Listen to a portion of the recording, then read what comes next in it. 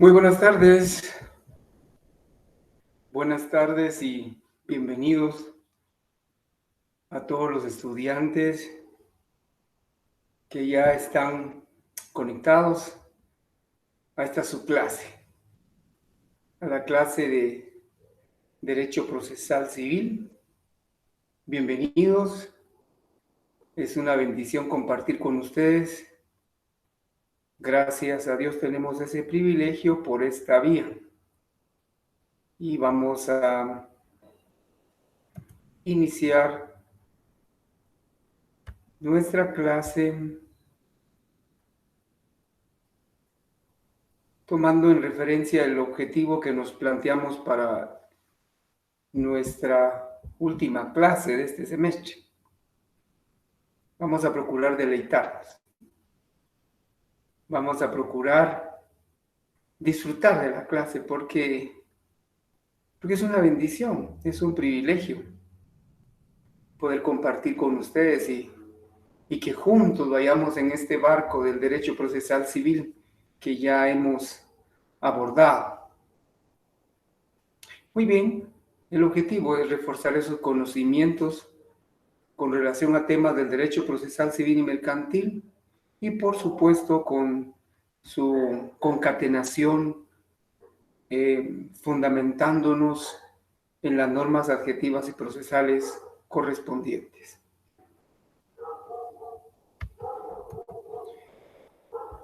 La semana pasada recordarán ustedes que iniciamos a hablar del derecho procesal civil y recuerden que hablamos que es un conjunto de normas, principios, doctrinas que delimitan la función del Estado, la función jurisdiccional del Estado, que coadyuva a determinar los procedimientos para poder resolver controversias en materia civil.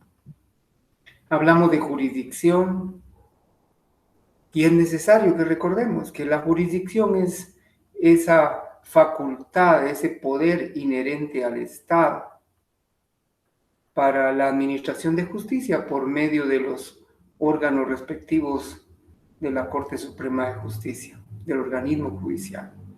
Entonces, jurisdicción, facultad, derecho, poder que el Estado tiene para administrar justicia. Pero si ingresamos a la competencia nosotros la tenemos conceptualizada como el límite, la línea que divide la jurisdicción en relación a dónde se puede ejercer, quién puede aplicar justicia. La competencia entonces es el límite de la jurisdicción. Es la medida o la forma en que se distribuye la actividad jurisdiccional entre los órganos judiciales.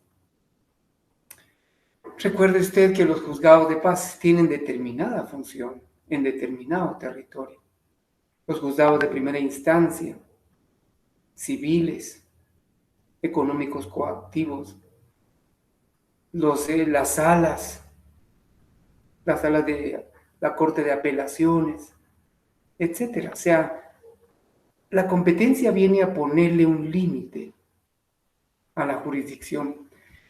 Yo estoy seguro que usted maneja estos temas o términos, pero solo como una ilustración imaginaria, como que usted viera el mapa de Guatemala.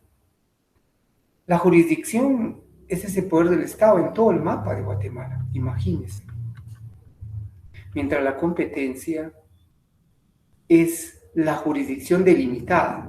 Por ejemplo, Santa Rosa tiene sus propios juzgados en cada uno de los municipios. Chiquimula, Guatemala, Retauleu, Quiché, etc. Ya imaginariamente estamos yendo a un mapa geográfico que nos ayuda a entender la competencia. Vea usted, todos los jueces, usted conoce más que algún juez, o en su municipio, en el lugar donde usted comparta estas clases, de seguro hay algún juez. Puede ser un juez de paz, puede ser jueces de primera instancia, etc. Y los jueces, los titulares de los órganos jurisdiccionales tienen jurisdicción, tienen facultad para poder administrar justicia. Pero esa jurisdicción la pueden ejercer en determinada materia, en determinado territorio. Y estamos reportándonos, entre paréntesis, con la encargada de apoyarnos en este tema de la Universidad Rural. Pero bueno, regresemos. Entonces los jueces tienen jurisdicción, tienen facultad de administrar justicia, pero en determinados lugares, pero en determinadas materias. Y la jurisdicción, esa facultad que tienen los jueces, es indelegable. No pueden transmitírsela. No hay sustituto inmediato que diga un juez, bueno, yo no voy a estar, pero el secretario que haga mi función. Eso no es posible. Entonces todos los jueces tienen jurisdicción en Guatemala, pero no todos los jueces tienen la misma competencia. ¿Estamos? Jueces de paz del municipio donde usted está tienen una competencia territorial definida. Los jueces de primera instancia también. Entonces, es necesario retroalimentar que la jurisdicción es la facultad de administrar justicia, pero que la competencia es el límite de la jurisdicción. Muy bien. Para iniciar una acción, una demanda, ¿en qué momento se determina la competencia? La competencia, dependiendo de la acción que usted va a iniciar, se determina al inicio, en el primer escrito de demanda. Y por supuesto, los jueces están compelidos, constreñidos, obligados a establecer si la demanda que se interpuso es materia o territorio de su competencia. Y por supuesto que los jueces están obligados a conocer todos los asuntos de su competencia. Para eso, pues hay que fundamentar si el artículo 62 y el 94 de la ley del organismo judicial nos ayuda a entender y a ver cómo está regulada la situación de la competencia en nuestro país. Si usted tiene la posibilidad, espero que sí, vaya por favor al artículo 62 de la ley del organismo judicial y podrá usted observar que los tribunales solo pueden ejercer su potestad en los negocios y dentro de la materia y el territorio que se les hubiese asignado por parte de la Corte Suprema de Justicia. Eso no impide que en los asuntos que conozcan puedan dictar providencias que hayan de llevarse efecto en otro territorio, alguna situación de urgencia, por decir algo. Bueno, vemos también como parte de la competencia que el artículo 94 de la ley del organismo judicial preceptúa. La Corte Suprema de Justicia determinará la sede y distrito que corresponda a cada juez de primera instancia y donde hubiere más de uno, les fijará competencia por razón de la materia, de la cuantía y del territorio. Y así encontramos en la ley del organismo judicial todo lo relativo al marco legal de la competencia. También encontramos normas adjetivas, normas en el Código Procesal Civil y Mercantil que nos ayudan a entender este tema. Veamos, si se plantea una demanda y de los hechos el juez determine o aprecie que no es competente, debe abstenerse y debe declinar su competencia. ¿Qué sucede si un juez no lo hace? Algunas veces pasa. Los jueces, o por un mero descuido del oficial, entran a conocer temas que no son de su competencia. Entonces, usted como abogado tiene la facultad, la posibilidad de plantear un incidente de incompetencia por declinatoria. Significa que usted, ante el juez que no es competente, ya inició a conocer un asunto, puede plantear ese incidente para que el juez se percate, se entere que no es competente y que por lo tanto tiene que declinar su competencia al juez que lo sea. Muy bien. ¿Será que hay algunos casos o algunas circunstancias en las que surja duda de competencia? Sí, se dan.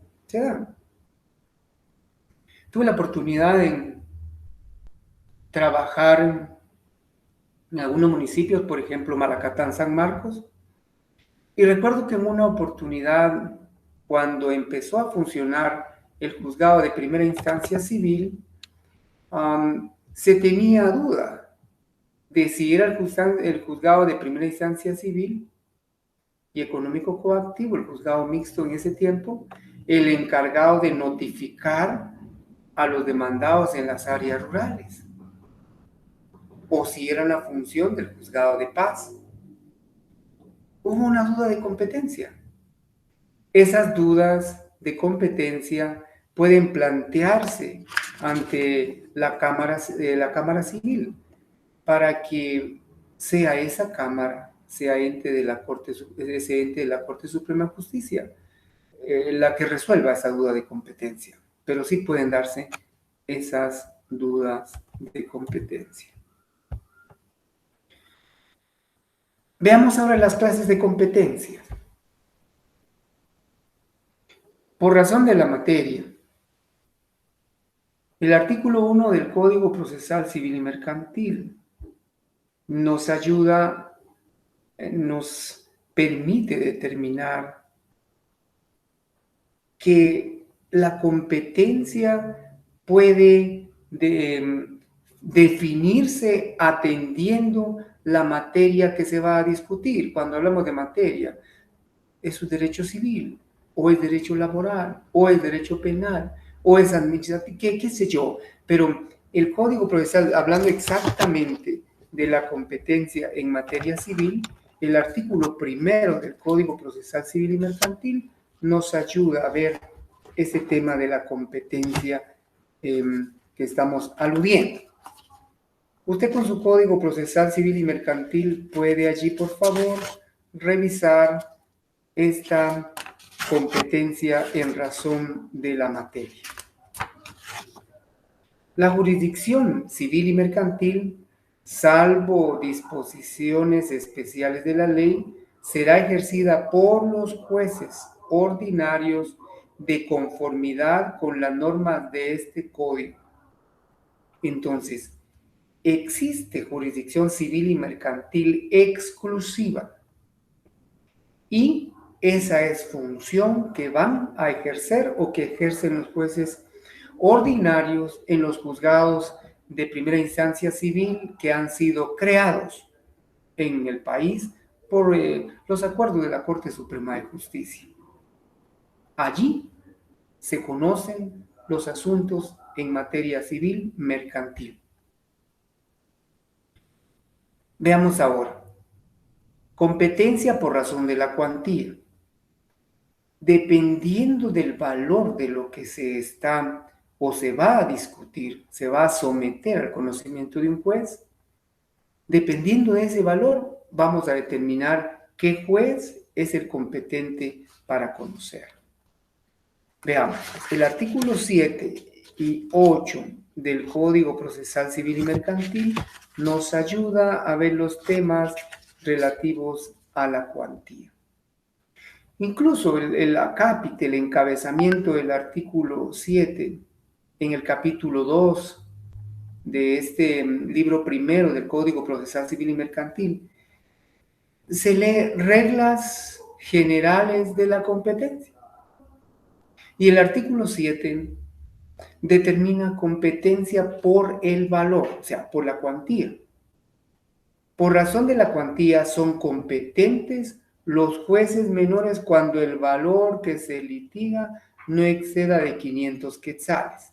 Bueno, pero esa cuantía que fue establecida cuando se creó el Código Procesal Civil y Mercantil, con el desarrollo de la sociedad, con la variación del valor de la moneda y otros factores, pues esa competencia del valor ha variado y hay varios acuerdos. Veamos, por ejemplo, antes de pasar a los acuerdos, el artículo 8, siempre hablando de la competencia por razón de la cuantía o del valor. Para establecer la cuantía de la reclamación, se observan o se tienen que atender disposiciones específicas. Número 1, que no se computan los intereses devengados. O sea, se basa en la reclamación, pero no debe sumarse al capital los intereses. 2, si se demandaren pagos parciales o saldos de obligaciones, la competencia se determinará por el valor de la obligación o contrato respectivo. 3, si el juicio versare sobre rentas, pensiones o prestaciones periódicas, servirá de base su importe anual. Si hay una pensión alimenticia, por ejemplo, ¿cuál es el monto de la cantidad a que está obligado el demandado? Si son 1,000 quetzales mensuales, por ejemplo, entonces su importe anual son 12,000 quetzales. Ya teniendo el valor, usted dice, bueno, entonces, ¿quién es competente? ¿El juzgado de paz o primera instancia de familia? ¿Bien? Usted, entonces, puede ver esos valores y para ello nos vamos a los acuerdos.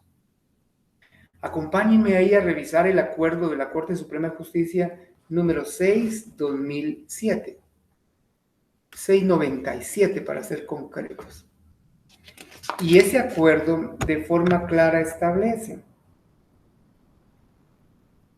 los juzgados de paz de los municipios del departamento de Guatemala, los de las cabeceras de los departamentos y de los demás municipios del interior de la República conocerán en primera instancia los asuntos de familia de ínfima cuantía, la cual se fija en 6,000 quetzales. Entonces, si el monto de la demanda o la reclamación es de 6,000 o menos, juzgado de paz, ya es entonces el juzgado de primera instancia, pero hay otros acuerdos. El acuerdo 2000, tenemos ahí 2006. Vean, ese acuerdo 2006 en su artículo primero dice: se modifica un acuerdo anterior que existía, el número 597 de la Corte Suprema de Justicia. Y luego establece: en el municipio de Guatemala, los jueces de paz del ramo civil y los jueces de paz de los municipios, de los demás municipios de la República, conocerán por el procedimiento que señala el artículo 211 del Código Procesal Civil y Mercantil, siempre en relación a asuntos de familia, los asuntos de ínfima cuantía que no excedan de 10,000 quetzales. Bueno, entonces ya está modificando la competencia en relación a la cuantía. Y así, usted va al acuerdo 37/2006 y encuentra otras modificaciones. Ya ve, como las circunstancias económicas van variando, entonces también las leyes se van y los acuerdos de la Corte se van adaptando a ese tipo de cambios, ¿ok? Vemos entonces que en el Acuerdo 37-2006 se establece. Artículo 1 se modifica el artículo 1 del Acuerdo 2-2006 y el Acuerdo 597 de la Corte Suprema de Justicia, el cual queda así. En el municipio de Guatemala, los juzgados de paz hasta 50,000 quetzales. En las cabeceras departamentales y en los municipios que ya tenían o ya cuentan con juzgados de primera instancia, Coatepeque, Santa Lucía, Cochumalguapa, Malacatán, Ixchihuán, San Marcos, Santa María Nevaja, etc. Allí pueden conocer de esos litigios, de esos requerimientos hasta por 25,000 quetzales. Y en los municipios no comprendidos, o sea, que no sean los que ya mencionamos, en todos los demás municipios, el monto o la cuantía asciende hasta 15,000 quetzales. Les recomiendo que en su tiempo, no podemos, perdonen por el tiempo que disponemos, nos es complicado venir y relacionar todos los acuerdos emitidos por la Corte Suprema en relación a la competencia, tanto en el tema de materia, cuantía, por lo que les suplicamos que también ustedes accesen a esa información para tener pleno dominio de dónde hay que plantear, ante qué juez, atendiendo al monto de la cuantía, atendiendo la materia, etc. Ahora bien, ya vimos competencia por razón de la materia. Ya vimos competencia por razón de la cuantía. Ahora vemos competencia por razón del territorio. Es decir, que los juzgados creados, déjenme mencionar unos ejemplos que conocemos en el área del departamento de San Marcos. El juzgado de primera instancia civil y económico coactivo del departamento de San Marcos tiene competencia definida en municipios, en una serie de municipios del departamento. Deje mencionar Zipacapa, Concepción Tutuapa, Tejutla, San Antonio, Zacatepeques, San Pedro, Zacatepeques, San Marcos, Cabecera, San Cristóbal, Cucho, etc. Tiene definido el territorio que va a cubrir o que cubre. Pero por aparte está el juzgado de primera instancia del municipio de Ixchihuán. Conocen los asuntos en materia civil que tienen que ver con Tacaná, San José Ojetenam, Sibinal, Ixchihuán, Tajumulco en su zona fría o su parte fría. Y así, entonces, la competencia por razón de territorio es el espacio geográfico que un juzgado tiene la competencia para conocer, atendiendo la designación hecha por la Corte Suprema de Justicia. Competencia por razón de grado. Recuerde usted que la mayoría de procesos, y ahí sí vamos a pedirle que nos ayude, vamos a ir. Si puede, por favor, en la Constitución Política de la República de Guatemala, ir conmigo al artículo, espero no equivocarme, y pues y si no, miramos, 211 de la Constitución Política de la República de Guatemala. Sí, 211 establece de forma taxativa instancias en todo proceso. En ningún proceso habrá más de 2 instancias y el magistrado o juez que haya ejercido jurisdicción en alguna de ellas no podrá conocer en la otra ni en casación en el mismo asunto sin incurrir en responsabilidad. Pero el tema central aquí es que todo proceso solo habrá 2 instancias. 2 instancias judiciales para resolverlo. Ningún tribunal o autoridad puede conocer de procesos fenecidos, salvo los casos y formas de revisión que la ley pueda determinar. Muy bien. Entonces, ¿por qué le hablo de esto? Le hablo de esto porque la competencia por razón de grado es Un juzgado que conoce en primera instancia de un proceso. Pongamos ejemplo. Se inicia un juicio oral de fijación de pensión alimenticia en el juzgado de primera instancia de familia de X competencia territorial. Dictan sentencia o emiten sentencia de conformidad con el artículo 208 del Código Procesal Civil y Mercantil.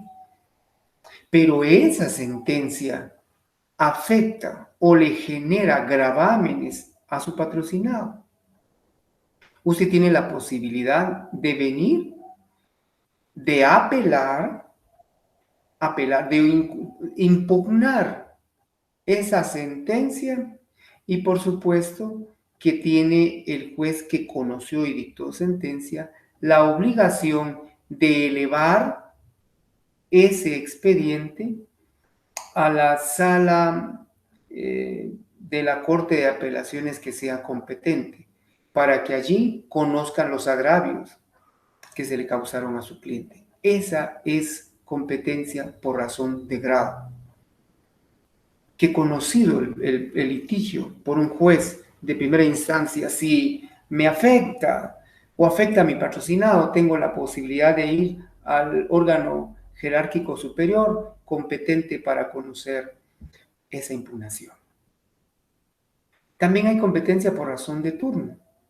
Y ahí le ruego que vea, más es aplicable a los juzgados en materia penal en Guatemala, y hay también en varios departamentos, y para eso, para que vea la competencia por razón de turno, puede ir a los acuerdos 36-2007, al acuerdo 28-2019 de la Corte Suprema de Justicia. Bien, ya pasamos entonces. Competencia por razón de materia, de cuantía, de territorio, de grado y de turno. Hay otro tema bien importante, el pacto de sumisión. ¿Qué es ese pacto de sumisión?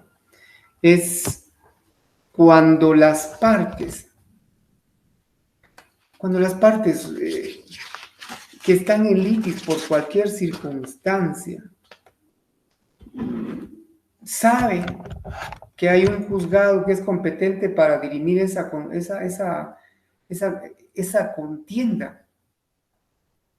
Pero dicen, en lo que voy a tal municipio o en lo que voy a tal lugar, mejor voy a asumirme, voy a someterme a una competencia distinta.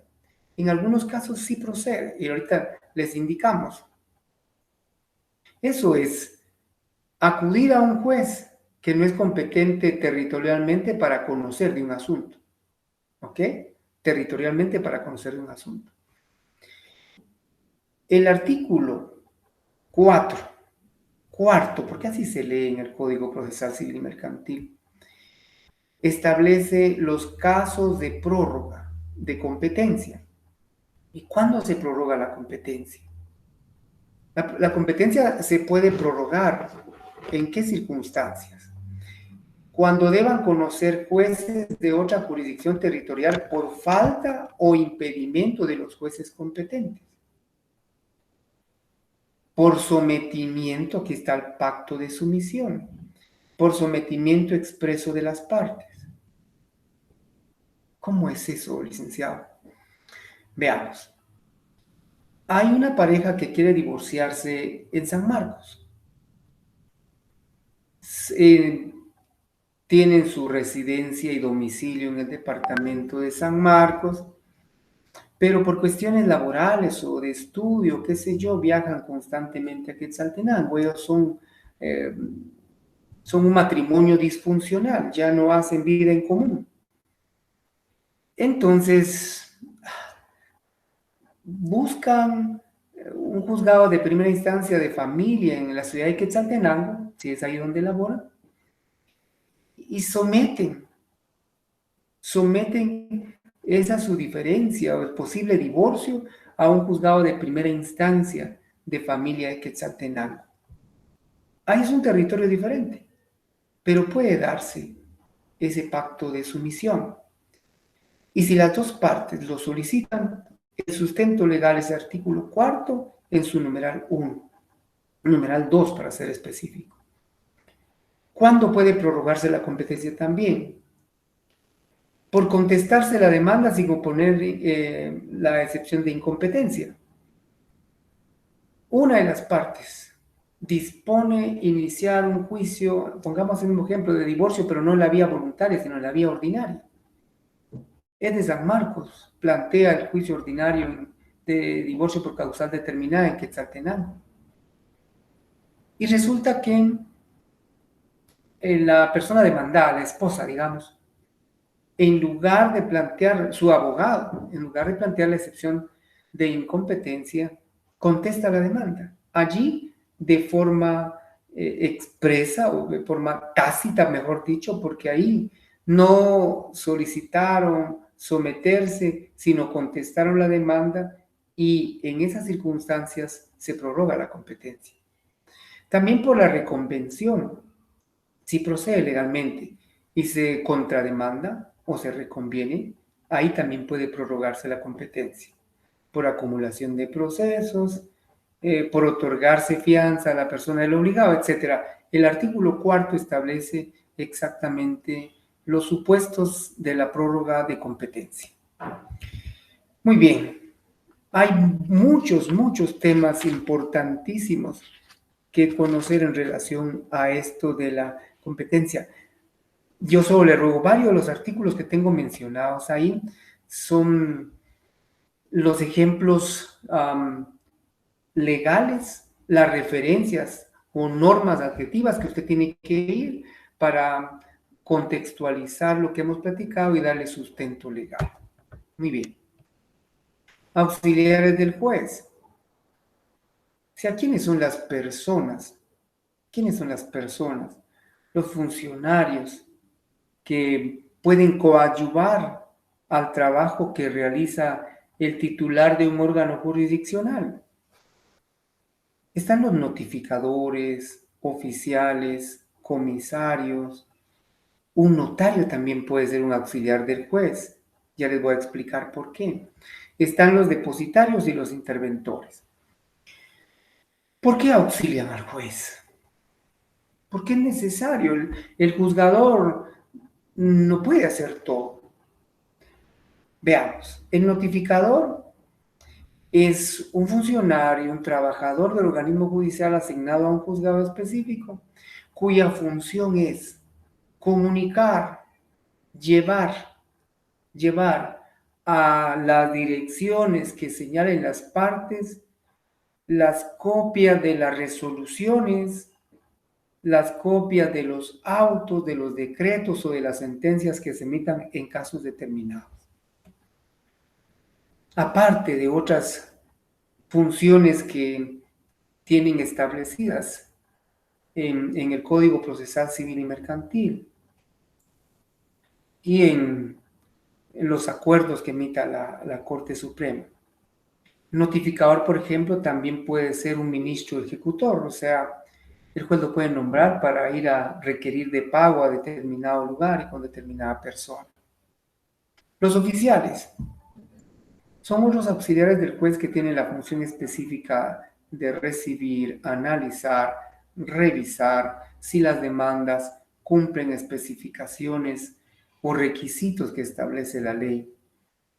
En muchos casos trabajan los proyectos de decretos para que el juez vea lo que procede en cada uno de los requerimientos que planteen las partes. El comisario tiene funciones específicas también, generalmente recepcionar documentos, llevar un control específico, subir al sistema los documentos que se hayan recepcionado, los despachos, los exhortos, todo lo que pueda llegar al juzgado. ¿Y el notario? ¿Qué función en esta fiesta procesal?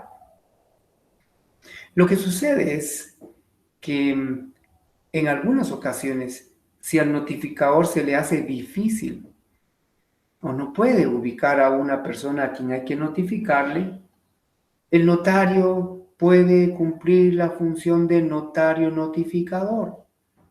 El juez entonces le discierne el cargo, lo faculta, lo apercibe y le permite que el notario vaya a notificar a esa persona que ha sido difícil entregarle o notificarle determinada resolución del juzgado. Y luego están los depositarios, personas a quienes se les delega la función del cuidado temporal de determinados bienes muebles. Los interventores son personas o terceras personas que coadyuvan en un proceso para velar o verificar la administración de un bien o de un negocio con la intención de ir capitalizando o recuperando el monto de determinada deuda que hay que pagarle a quien nos propone.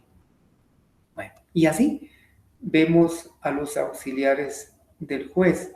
El secretario no está mencionado ahí, pero también es otro de los auxiliares del juez. El secretario es vital para signar los decretos, las resoluciones que se han dictado en un juzgado. Muy bien. Vamos ahora a platicar del proceso. Ya tenemos definición, ya lo hablamos en la clase anterior.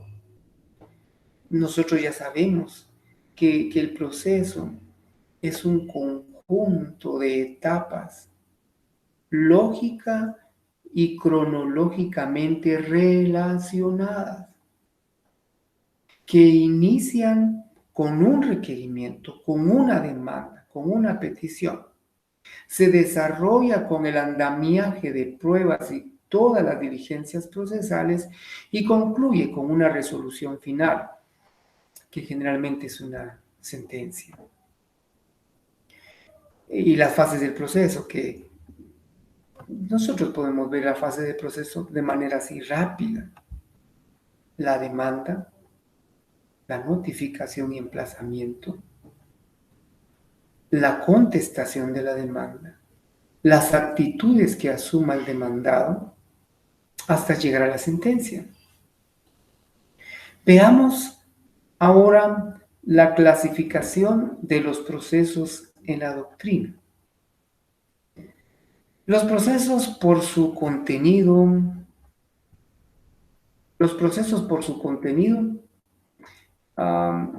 según la materia del litigio, se dividen en procesos civiles, laborales, de familia, penales, etc., por su contenido. También se dividen según la afectación total o parcial del patrimonio de la persona. Si un proceso afecta una parte del patrimonio, es un proceso singular. Afecta solo una parte del dinero, de los recursos, del patrimonio con que el demandado cuenta. Yo le puse Eva ahí, pero no tiene nada que ver con Adán ni con principios bíblicos, ¿verdad? Que lo respetamos mucho. Sino es una abreviatura para que se nos facilite. Es la ejecución en la vía de apremio.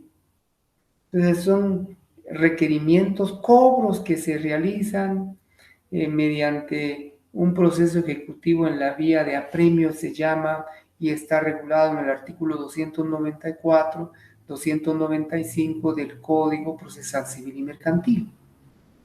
Están también ejecutivos. La doctrina le llama ejecutivo común. Y las ejecuciones especiales, ¿verdad? Ahí afectan una parte, no la totalidad del patrimonio. Entonces son singulares si afectan una parte del patrimonio, universales si afectan la totalidad del patrimonio. Por ejemplo, los concursos voluntarios, innecesarios y la quiebra, la sucesión hereditaria, etc. Por su función, los procesos, atendiendo a su finalidad o a la finalidad que persiguen, tienen una clasificación que veremos a continuación.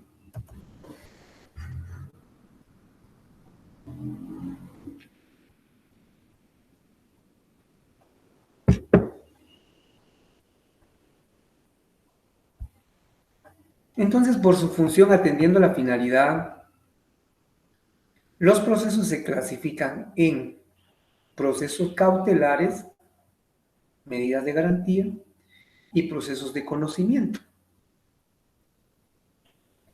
Los procesos cautelares y medidas de garantía, su fin es garantizar el resultado de un proceso principal. Allí podemos ir al artículo 535, 537 del Código Procesal Civil y Mercantil. Perdone que no vaya con ustedes, pero les suplico, por favor, no desatiendan esas sugerencias de la fundamentación de este tipo de procesos para ampliar y complementar lo que estamos platicando esta tarde, lo que estamos compartiendo, lo que estoy compartiendo. Entonces, proceso cautelar, su finalidad es garantizar los resultados de un proceso principal. Quiero hacer una diferencia para que la tengan bien clara. ¿Qué diferencia hay entre un proceso cautelar y una medida de garantía?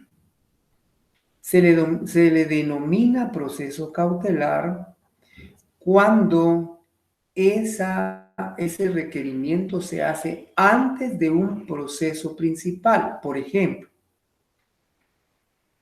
Juan y María convivieron en matrimonio, ya están separados. María coadyuvó mucho para que Juan comprara una cantidad significativa de bienes inmuebles. Pero todos los bienes inmuebles están a nombre de Juan. Llegan con el abogado, con usted, abogado graduado de la Universidad Rural, y le dicen, ¿qué hago? ¿Qué hago? Porque me separé de mi esposo, llega María, me separé de Juan y no tengo ningún bien a mi nombre, todo está a nombre de él. La opción es plantear un proceso cautelar de embargo precautorio. ¿Para qué? Ese proceso cautelar lo planteamos antes del divorcio, ¿me explico? Antes, por eso es un proceso, digamos, preliminar, pero anterior, que tiene que llenar requisitos especiales. Solicitamos el embargo precautorio y ahí tenemos que ir al artículo 530, 531, hasta el 535. El juez ordena que se anote que se trabe embargo sobre las fincas, sobre los terrenos que están inscritos en el registro de la propiedad. ¿Qué estamos buscando? Asegurar que cuando ya haya divorcio, existan bienes todavía para la partición. Es un proceso cautelar, o sea, antes de una demanda principal. Y las medidas de garantía, se les llama medidas de garantía y tienen también por objeto garantizar los resultados de un proceso, pero esas medidas de garantía se plantean en forma conjunta con el proceso principal. Esa es la diferencia entre proceso y medida cautelar o de garantía. Muy bien. Todo proceso cautelar tiene características. Está la subsidiariedad, que es subsidiario, que depende de otro proceso. Periculum in mora, eso significa, en la tardanza está el riesgo. Por eso es una característica, procurar evitar tardanza.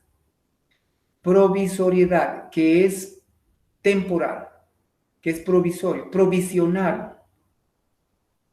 Porque si se plantea como proceso cautelar, y en el ejemplo que traemos, ordenan el embargo precautorio de las fincas a Juan, la duración de ese proceso cautelar o de la orden es de 15 días para poder plantear el proceso principal. No voy a ahondar en esto por el tiempo. Ok, salimos del proceso cautelar y medidas de garantía y nos vamos a los procesos de conocimiento. Los procesos de conocimiento, de comisión o plenarios son aquellos en los que se dirimen controversias que se caracteriza porque tiene plazos amplios y pueden ser procesos de conocimiento constitutivos. pueden ser declarativos y de condena. Procesos de conocimiento constitutivos son aquellos que constituyen, modifican o extinguen una relación jurídica. Por ejemplo, si se tramita un ordinario de divorcio por causal determinada y se declara con lugar ese divorcio, ahí se extingue el matrimonio, se extingue esa relación jurídica. Procesos de conocimiento declarativos son aquellos cuyo fin principal es declarar la existencia o no de un derecho y constatan, determinan o establecen una relación jurídica que ya preexiste. Por ejemplo, un juicio ordinario de reivindicación de la posesión. Están declarando un derecho que ya existe. De condena son los procesos de conocimiento donde se conmina a la persona, al sujeto pasivo o al demandado, a pagar una prestación económica generalmente periódica. Tengas en cuenta como ejemplo los juicios orales de fijación de pensión alimenticia, que al final tienen una condena. Veamos, siempre dentro de la clasificación de los procesos, veamos siempre por su función, están los procesos de ejecución. Ya vimos entonces el proceso cautelar, de conocimiento y vemos ahora los de ejecución. Estos de ejecución lo que buscan es hacer cumplir un derecho que ya existe, una obligación que ya existe. Ahí recordemos el juicio ejecutivo en la vía de apremio, el juicio ejecutivo, las ejecuciones especiales que están reguladas. Usted puede ir a los artículos 294, 327 en adelante del Código Procesal Civil y Mercantil y ve que sí existen procesos de ejecución. ¿Cuál es la característica? Que aquí ya existe una obligación preestablecida en lo que le llamamos títulos ejecutivos, documentos que ya existen. Si usted va al 294, va a encontrar de forma descriptiva cuáles son los títulos, los documentos que sirven de base para requerir el cumplimiento de una obligación. Por ejemplo, si condenan a una persona por no cumplir con el pago de pensión alimenticia, lo condenaron a 1.000 quetzales, no cumple con esa obligación, lo ejecutamos. ¿Y qué sirve de título ahí? La certificación de la sentencia, dictada en el juzgado de primera instancia de familia o el juzgado de paz. Esa sentencia certificada, nuestro título, es el documento que contiene la obligación y para eso procedemos por medio de los procesos de ejecución. Veamos ahora la clasificación de los procesos por su estructura. Contenciosos y voluntarios. Contenciosos, donde hay conflicto, donde hay intereses polarizados.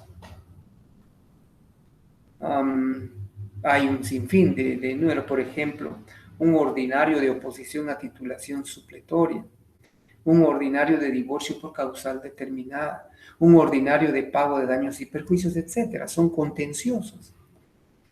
Pero también pueden haber voluntarios. Un divorcio voluntario por mutuo acuerdo o por mutuo consentimiento.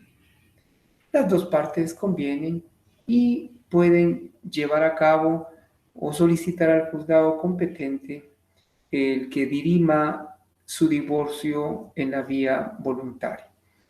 Entonces, por su estructura, los procesos pueden ser contenciosos y voluntarios.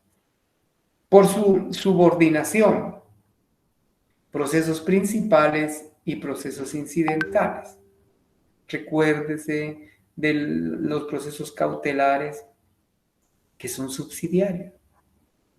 También hay procesos incidencias. mm, un incidente de pago por consignación, por ejemplo, se me ocurre. Hay procesos principales, o sea, si nosotros en un ejemplo bien burdo planteamos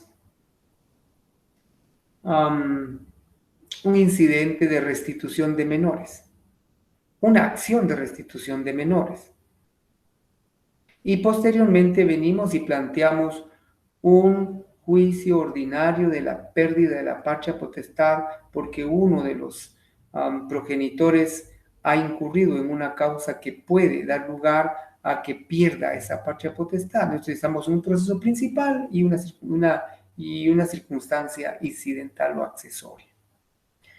Principal es lo que define el asunto en sí y lo incidental es lo que sirve de base o el primer paso para procurar resolver una controversia que ya existe entre partes. Ahora veamos la clasificación de los procesos en la legislación guatemalteca, por cierto. Vea y que no se le va a olvidar, le voy a dar un nombre de un felino, así no se le olvida.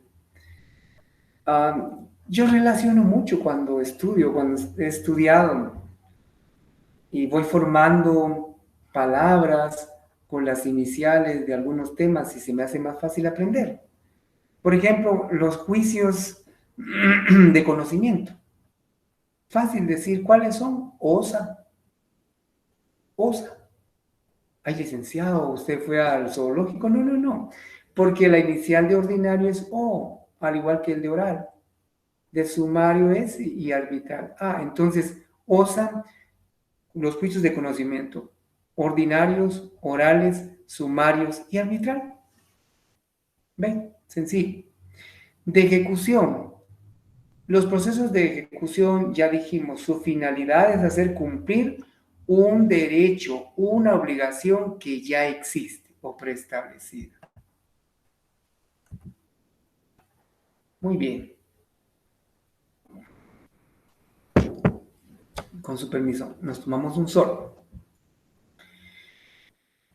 Temas procesales importantes. Acción, pretensión, actos y hechos procesales. Acción.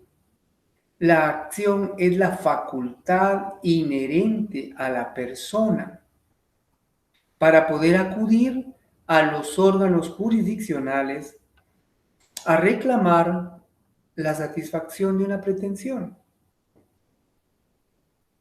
Acción es algo subjetivo. Es el derecho que usted tiene. Que si usted gusta, lo materializa o no. Pero la acción es esa facultad que como persona le corresponde. El derecho de acudir a determinada institución, a solicitar que se haga o deje de hacer algo. Entonces, y en materia civil, es la facultad de ir usted a un juzgado. Usted es propietario de un bien inmueble y resulta que hay un colindante que tiene una enfermedad que le gusta, ¿por qué es enfermedad? Una ambición, estar moviendo los linderos, apeando, corta y traslada, esquineros, generalmente los que son arbustos, guinte, gigante, y de donde usted me escuche, usted sabe cuáles son los mojones que usan, pero entonces, si está haciendo eso, usted tiene el derecho de accionar, pero esa es una facultad suya. Si quiere, la materializa, si quiere va, o si no quiere, pues no va. ¿Ok? Ahora bien, pretensión. La pretensión sí es ya materializar la acción ante el juez. Es ya plantear la demanda, es llevar el escrito, es exigirle al juez que intervenga por ser competente. ¿Para qué? Para hacer valer el derecho que usted cree tener. ¿Estamos? Acción, facultad suya. Si quiere actúa y si no, no. Pretensión a materializar es el escrito. Son los pasos de ir al juzgado, llevar una demanda o plantearla si se puede hacer de forma oral. Los actos procesales. Esos actos procesales dependen de la voluntad de las partes. Ya hay un proceso, ya hay una contienda, ya hay una demanda que está siendo conocida en los tribunales, en un juzgado, y los actos procesales se clasifican en actos procesales del juzgado, actos procesales de las partes y de terceros. ¿Cuáles son los actos procesales del juzgado? En el juzgado sería más del juzgador. Cuando hay un proceso donde ya se cumplieron una serie de etapas, si ya es necesario dictar sentencia o es necesario llamar a una de las partes para hacer cumplir algún apercibimiento o algo, esos actos procesales le corresponden al juez. Pero si usted acciona en una demanda de divorcio, por ejemplo, no sé por qué se me dio a hablar mucho de divorcio, pero es un ejemplo bien sencillo para poderme dar a entender. Usted está accionando como actor en un juicio ordinario de divorcio por causal determinada. Ya fueron a buscar a la dirección que usted indicó porque usted no tiene la certeza de dónde esté viviendo su ex esposa o su esposa todavía que no se ha divorciado. Van a buscar al lugar que usted indicó, no la encuentran, el notificador del juzgado solo anota. No fue posible, razón, no fue posible localizar a Shakira Pérez, dije un nombre nada más, los vecinos indicaron que en ese lugar no la conocen. Hasta ahí.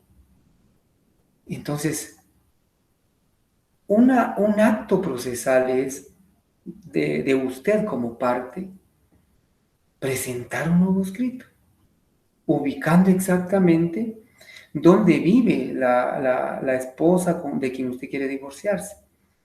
Ese es un acto procesal suyo. Y si ya fue notificada, ella tiene el derecho en un acto procesal, de contestar a la demanda suya. Pero también pueden haber actos de terceros. En procesos a veces existen terceros que pueden ser perjudicados. Y cuando son los terceras personas, no el demandante, el demandado, sino uno más que accionó como tercero coadyuvante o excluyente de dominio. Ahí se puede usted los artículos 55, 57 del Código Procesal Civil y Mercantil. Los terceros también pueden accionar. Bueno, ahora veamos hechos procesales. Son circunstancias que se dan en proceso y son aislados de la voluntad de las partes. La interdicción de uno de los actores o una de las partes del proceso, o el fallecimiento de uno de ellos, un hecho procesal. Otro hecho, son circunstancias no previstas ustedes. La declaratoria de la pandemia, por ejemplo, y que tuvimos que estar enclaustrados. Y si había algunas diligencias que realizar, ¿qué sucede con eso? Eso tiene consecuencias legales. Pero bueno, veamos entonces que los hechos sí pueden tener consecuencias jurídicas. Si el demandado, por ejemplo, es víctima de un problema mental fuerte y es declarado interdicto, por supuesto que va a tener repercusiones en el proceso. O si hay una acción que se entabló en contra de una persona y fallece, tiene consecuencias jurídicas. Porque el artículo 49 del Código Procesal Civil y Mercantil establece que nadie puede hacer valer en proceso un derecho ajeno. ¿Ve usted? Ya no está la persona contra quien se demandó y eso tiene relevancia y consecuencias jurídicas. Sigamos. Muy bien. Necesario resulta platicar de estos temas: pruebas anticipadas, notificaciones, demanda y emplazamiento. Las pruebas anticipadas son diligencias que están reguladas en el Código Procesal Civil y Mercantil y que, como su nombre lo indica, son antes, se anticipan a un proceso principal. Las podemos ver del artículo 98 al 105. Por ejemplo, una prueba anticipada son las posiciones, que no son más que preguntas o declaración de las partes, que uno como abogado necesita tener esa prueba antes de un proceso y que por algunas circunstancias que están previstas en el código son necesarias tenerlas antes del proceso. La exhibición de documentos, la exhibición de libros de contabilidad de comercio, exhibición de bienes muebles y semovientes, reconocimientos judiciales y prueba pericial, declaración de testigos, etcétera. Son pruebas que están reguladas en el artículo 98 al 105 del Código Procesal Civil y Mercantil. ¿Por qué una declaración de testigo como prueba anticipada? Veamos, jóvenes. Por ejemplo, si una persona, vamos a movernos un poquito por acá, si necesito en un proceso, un ordinario de reivindicación de la posesión, por ejemplo, sobre un bien inmueble,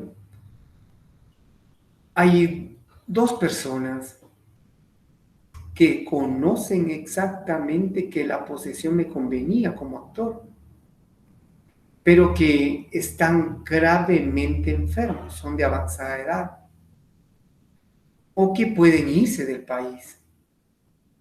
Antes de perder esa prueba, yo puedo solicitar o plantear una diligencia de prueba anticipada consistente en declaración de testigos. Esa es la finalidad de las pruebas anticipadas. Procurar una prueba antes de un proceso principal, pero que me pueda servir para esa acción procesal, para ese proceso que tengo la necesidad de plantear en el futuro inmediato. Ya hablamos de pruebas anticipadas, notificaciones, ya dijimos que son las comunicaciones. Es la comunicación que se da entre los juzgados y las partes, haciéndoles llegar decretos, autos, sentencias, etcétera, y cualquier diligencia cualquier orden, cualquier circunstancia procesal que el juzgado emita. ¿Cuáles son las formas de las notificaciones? Hay notificaciones personales, por los estrados del tribunal, por el libro de copias, por el boletín judicial. Eso podemos verlo en el artículo 66 al 80 del Código Procesal Civil y Mercantil.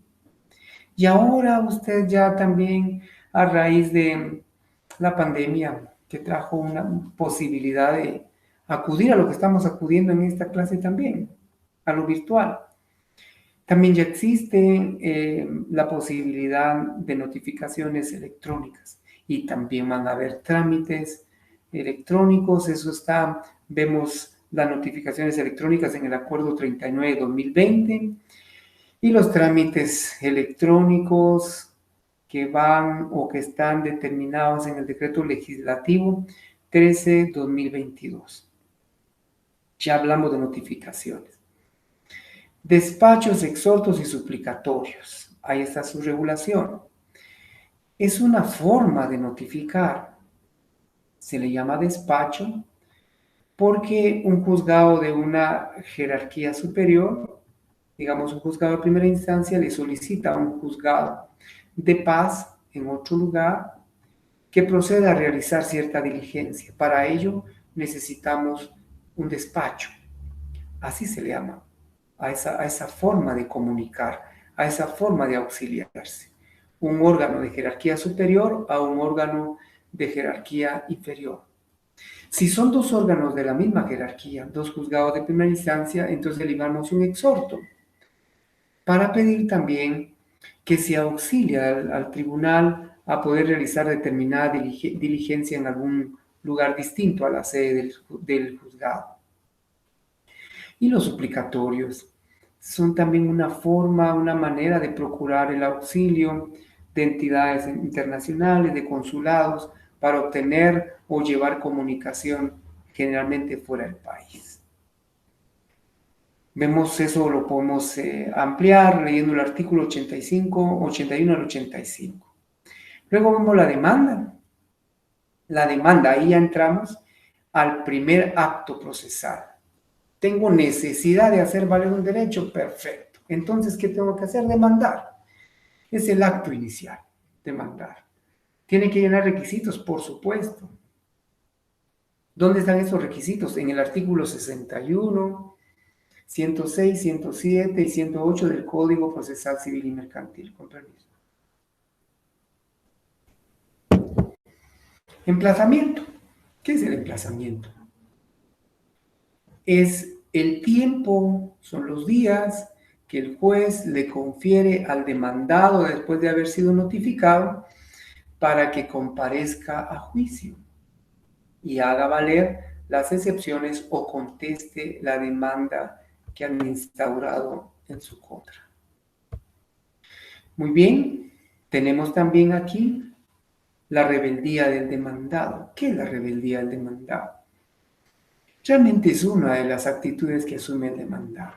Su indiferencia, su poca pena. Perdone lo vulgar, la rebeldía es el que me importa.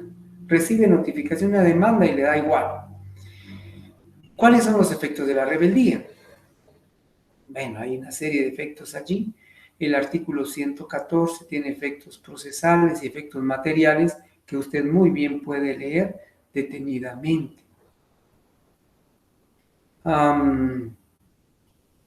Hay algunos, puede trabarse embargo sobre bienes, declararse confeso en pretensiones del actor, etc. ¿Podrá dejarse sin efecto una resolución que contenga la rebeldía del demandado? Sí se puede, si se justifica la razón de no haber comparecido, por supuesto de manera legal. ¿Podrán tomarse los procedimientos después de declarar la rebeldía? Sí se puede también.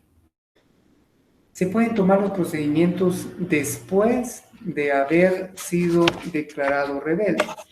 Y esto es con el fin de procurar verificar que la prueba no, controlar la prueba, evitar ser afectado más de lo que ya se es. Sí, entonces puede ver usted, tomar los procedimientos en el estado en que se encuentra en el artículo 114 del Código Procesal Civil y Mercantil. ¿Podrán sustituirse lo embargado por otros bienes y cómo se tramita esa petición? Se pueden sustituir bienes embargados. Si me embargan una finca que tiene un valor de 1 millón y el monto de la deuda es de 200,000, yo puedo solicitar la sustitución de ese embargo por una finca que tenga un valor equiparable al monto que se me está reclamando. Y eso se tramita por medio de incidentes. Actitudes del demandado. ¿Cuáles son las actitudes que puede asumir el demandado? Ya dijimos, la rebeldía, la indiferencia. Está el allanamiento también. El allanamiento es aceptar la acción que emprenden en mi contra. Es decir, sí, es cierto, me están demandando y efectivamente yo violenté el derecho de tal persona. Aceptar y dictan sentencia y ahí se terminó. O también aceptar parcialmente. Pero el allanamiento es decir sí, total o parcialmente, a la pretensión que hay en contra de una persona. ¿Qué otra actitud puede asumir el demandado? Plantear excepciones previas, las reguladas en el artículo 116, y ahí va usted leyendo el 117, el 120 y 121, para ver el procedimiento aplicable a el planteamiento de excepciones previas. ¿Hay excepciones mixtas? Sí. Está la prescripción, cosa juzgada, transacción y caducidad como excepciones mixtas. Y están enumeradas en el artículo 116 también del Código Procesal Civil y Mercantil. Esas excepciones mixtas se les llama así porque se interponen como previas, pero se resuelven como perentorias en sentencia. Otra actitud del demandado es contestar la demanda en sentido negativo. Una actitud más es el planteamiento de excepciones perentorias. Esas excepciones perentorias se plantean juntamente con la contestación de la demanda. Pero no solo eso, hay otra actitud del demandado, que sería la séptima. Hay un error ahí, por favor, me ayudan a corregir. Numeral 6, planteamiento de excepciones perentorias. Numeral 7, la reconvención. No solo contestar, sino también reconvenir o contrademandar. Es otra actitud que puede asumir el demandado en un proceso. Muy bien. La prueba. Ya sabemos que la prueba es el mecanismo procesal idóneo. Nos estamos quedando sin... Ahí estamos. Les decía, la prueba es el mecanismo ideal, idóneo y preestablecido para demostrar la verdad o la falsedad de algo. Como procedimiento, la prueba es la actividad procesal cuyo objeto es convencer al juez de las afirmaciones expuestas por las partes. ¿Cuáles son los medios de prueba que regula el Código Procesal Civil y Mercantil? Las encontramos en el artículo 128 en adelante. Está la declaración de parte, ya hablamos de posiciones, aquí se puede encuadrar. Declaración de parte 130 a 141, declaración de testigo del 142 al 163, reconocimiento, el dictamen de expertos, 164 al 171, reconocimiento judicial del 171 al 176, documentos regulados en el artículo 177 al 190, y medios científicos de prueba del 191 al 193, y por último, las presunciones legales y humanas. Bueno, declaración de parte no tenemos mayor cosa que explicar. Son preguntas, son posiciones que tienen que responder las partes en un proceso. Testigos es entendible. Dictamen de expertos cuando necesitamos que una persona que tenga dominio de determinada materia, por ejemplo un ingeniero, intervenga en un proceso, pues lo proponemos como tal. Ahí están también los reconocimientos judiciales, ir a un lugar, solicitar que se vaya a determinado lugar físico para poder determinar algunos extremos. También puede ser sobre documentos, cosas, etcétera, que sean de utilidad para el proceso. Y los documentos, cualquier documento que nosotros consideremos sea útil para el proceso. Y aquí les suplico que vea el artículo 186, que de forma taxativa establece que los documentos autorizados por funcionario público en ejercicio de su cargo hacen plena prueba. Los medios científicos de prueba, están la fotografía, los cálculos, los relieves, etc. Y las presunciones, que pueden ser legales y humanas. Las presunciones legales no son más que esos supuestos que ya existen en artículos. Le mencionaba 186. No hay necesidad que el juez lo analice. La ley dice que todo documento expedido por funcionario y que no haya sido redarguido en nulidad hace plena prueba. Eso es una presunción legal. Ahora, una presunción humana es la deducción lógica, analítica que hace el juez de un hecho, partiendo de algo conocido para explicar lo que él no conocía y poder tomar una decisión ajustada a la verdad del proceso que está en litigio. Fases de la prueba: ofrecimiento, proposición, diligenciamiento y valoración. Ofrecimiento es anunciar, es identificar la prueba que voy a aportar oportunamente. ¿Cuándo ofrezco?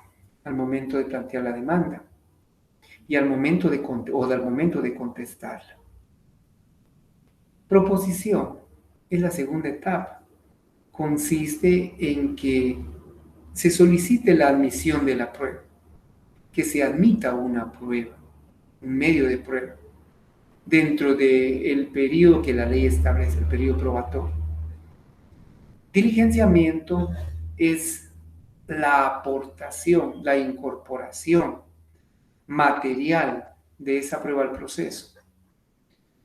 Para ese efecto se señalan audiencias, ya sea, por ejemplo, declaración de testigos, declaración de partes, reconocimiento judicial, etc. Valoración. Eso sí es un acto eminentemente personalísimo del juez.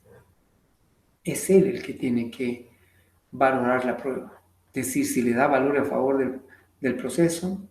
Recuerde que la prueba no beneficia solo a quien la aporta, sino también puede beneficiar a la parte contraria. La valoración entonces es personal, pero tiene que atender el juez a los sistemas de valoración. Por ejemplo, la prueba legal, también llamada tasada. Aquí la ley le indica al juez el valor, de manera anticipada, qué valor tiene que darle a la prueba. Se me ocurre, por ejemplo, el artículo 139 del Procesal Civil y Mercantil, que establece que la declaración de parte se tiene como plena prueba. Ahí está establecido allí. El sistema de la libre convicción. La libre convicción en Guatemala no es aplicable porque eso es dejar a discreción del juez si le da o no valor probatorio a una prueba. En materia procesal civil en Guatemala, afortunadamente, eso no es aplicable. Si no, se imagina usted, si hubieran jueces de malos principios, esto sería la debacle en materia procesal. Y está también el sistema de la sana crítica. Es un punto medio entre la prueba legal y la libre convicción. Se basa en reglas del correcto entendimiento. Recuérdese que la sana crítica razonada es la aplicación de la experiencia, de la psicología, de la lógica, del sentido común, etcétera, para poder darle valor a un medio de prueba. Y el artículo 127 sí tiene regulada la valoración de la prueba atendiendo la sana crítica razonada. Muy bien, pasamos aquí rapidito. Clases de resoluciones, tenemos decretos, son de mero trámite. Los autos son resoluciones que resuelven cuestiones incidentales. Las sentencias que resuelven en definitiva una controversia. Juicios que regula el Código Procesal Civil y Mercantil. Está el ordinario, el sumario, el oral y el ejecutivo. Ya entremos a detalle. Muy bien. ¿Qué asuntos se tramitan en cada uno de esos juicios? Juicios ordinarios. Son materia de estos juicios todos los asuntos que no tengan trámite especial. Por ejemplo, un ordinario de pago de daños y perjuicios no tiene un trámite especial, entonces se tramita en la vía ordinaria. Un oral, los orales, allí sí está definido. En juicios orales se tramitan asuntos de ínfima cuantía, pensión alimenticia, rendición de cuentas, jactancia, otros asuntos que por convenio de las partes se someten al juicio oral. Sumarios. En los juicios sumarios son materia de esto los arrendamientos, la desocupación de inmuebles, la entrega de bienes muebles que no sean dinero, la rescisión de contratos, la responsabilidad civil de funcionarios y todos aquellos que por disposición de la ley o convenio entre partes puedan ventilarse en esta vía. Y en ejecutivo son materia de esos juicios los que buscan el cumplimiento de obligaciones ya existentes en lo que hemos mencionado como títulos ejecutivos. Vamos. Un esquema descriptivo del juicio ordinario. Aquí se lo tenemos. La demanda, vea ustedes escrito inicial en los artículos que están mencionados allí. 61, 63, 106, 108 del Código Procesal Civil y Mercantil. 61, ya sabe usted que son los requisitos, 63 son las copias, 79 la obligación de señalar lugar para recibir notificaciones e indicar en qué lugar puede notificarse el demandado. 106 a 108 establece también los requisitos, las pruebas que tienen que incorporarse a un escrito inicial. Recuerdes, ahí no está anotado, pero puede tener en cuenta en la demanda al final el artículo 109, que habla de rechazos. Se repelen de oficio todos los escritos, todas las demandas que no cumplan con los requisitos establecidos en la ley. Muy bien, vamos ahora. Segundo paso de este esquema, notificación y emplazamiento. Si una demanda se ajusta a derecho, le dan trámite, hay que notificarla, hay que notificar al demandado y emplazarlo. ¿Por cuántos días? Si es un juicio ordinario, por 9 días. Si es un juicio sumario, por 3 días, más el plazo en razón de la instancia. Artículos están allí. Puede incorporarle, si usted quiere, el 45 de la ley del organismo judicial por el término de la instancia, si no está muy mal. Luego, el siguiente paso de este esquema, planteamiento de excepciones previas, también llamadas dilatorias o depuradoras. Están contenidas en el artículo 116 del Código Procesal Civil y Mercantil. Hay que ver el 220 también. Pero se tramitan por la vía de los incidentes, atendiendo lo preceptuado a los artículos 135 a 140 de la ley del organismo judicial. En el esquema del juicio ordinario están las actitudes del demandado. Esas actitudes ya las hemos mencionado: rebeldía, allanamiento, puede plantear excepciones previas, puede contestar, puede plantear excepciones perentorias, incluso puede reconvenir. Recuérdese. Periodo de prueba. En un juicio ordinario son 30 días. Artículos 123, 124. En un juicio sumario son 15 días. Hay que ir al 232, 233 en adelante del procesal civil y mercantil. Luego, vea usted la audiencia de vista de sentencia, 142 de la ley del organismo judicial y 196 del Código Procesal Civil y Mercantil. En los juicios ordinarios está la posibilidad de un auto para mejor fallar o para mejor proveer. Eso es discrecional. Si el juez estima prudente llamar, citar, ordenar que se practique un reconocimiento judicial, esa es una facultad que tiene el juez para dictar un fallo más congruente con la realidad de lo que se está discutiendo y más ajustada a la verdad. Luego está la sentencia. El artículo 198 del Código Procesal Civil Mercantil regula lo de la sentencia. Pero usted puede ir al artículo 143 y 147 de la ley del organismo judicial, donde le establecen los requisitos para poder dictar sentencias. Y al final decimos que en los sumarios se aplican las disposiciones del ordinario, solo que en lo aplicable. Esa aplicación analógica está en el artículo 230 del Procesal Civil y Mercantil. Solo que recordemos que los plazos en juicios sumarios son reducidos en un 50%. Bueno, entonces el esquema está claro: juicio ordinario, demanda, notificación y emplazamiento, excepciones previas que puede plantear el demandado.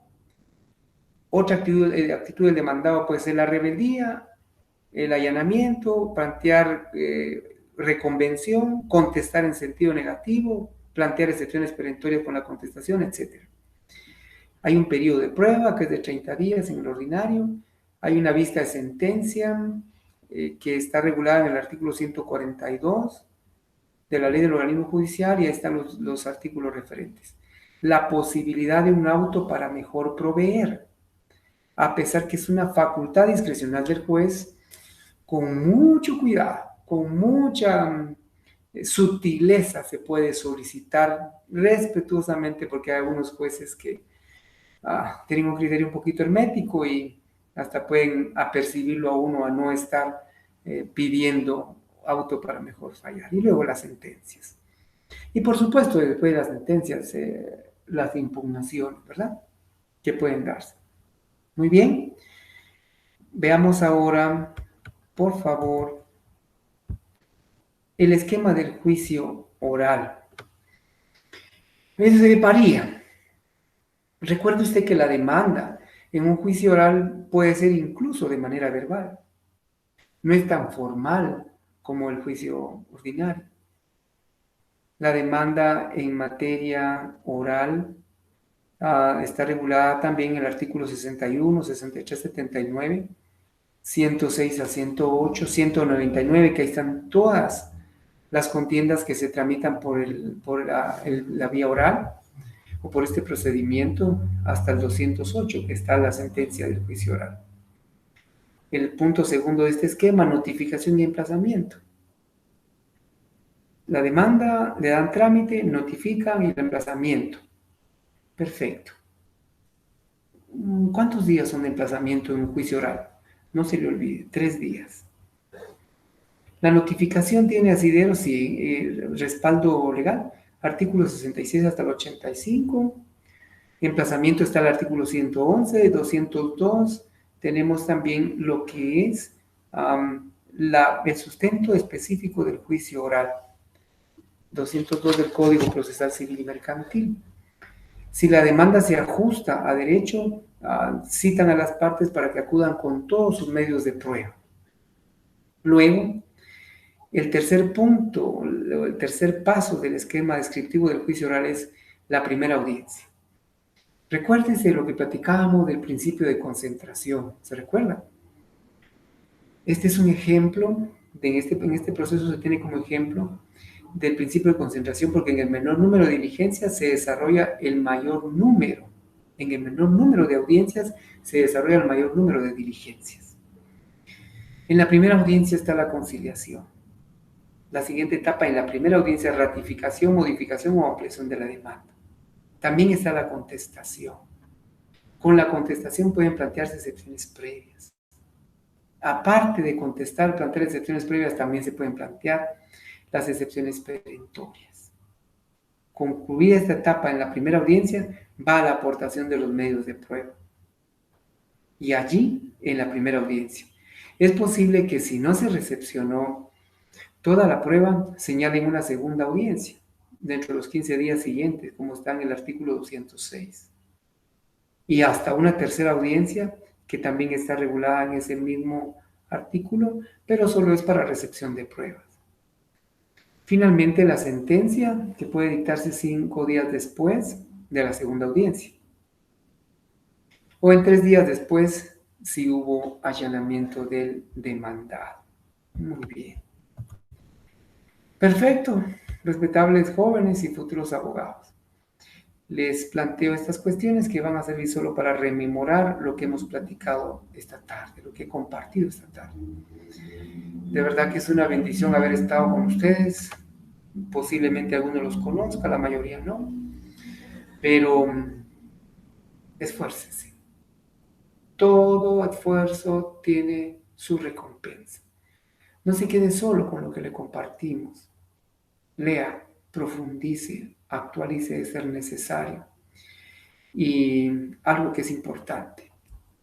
El principio de la sabiduría es el temor a Dios. No es del que corre, sino del que Dios tiene misericordia. Bendiciones a todos y alguna vez nos vemos por ahí de repente, nos saludamos y me dice, pues yo recibía sus clases o yo fui su alumno virtual. Bueno, yo de repente puedo ser su amigo presencial, ya no solo virtual, ¿verdad? Dios los bendiga, bendiciones, bendiciones a todos, que tengan suerte, solo tiene el que estudia. Yo no mucho deseo suerte. Pido sacrificio y tendrán su recompensa. Hasta siempre, esperamos verlos en futura oportunidad y adelante jóvenes. El triunfo está cerca. Bendiciones.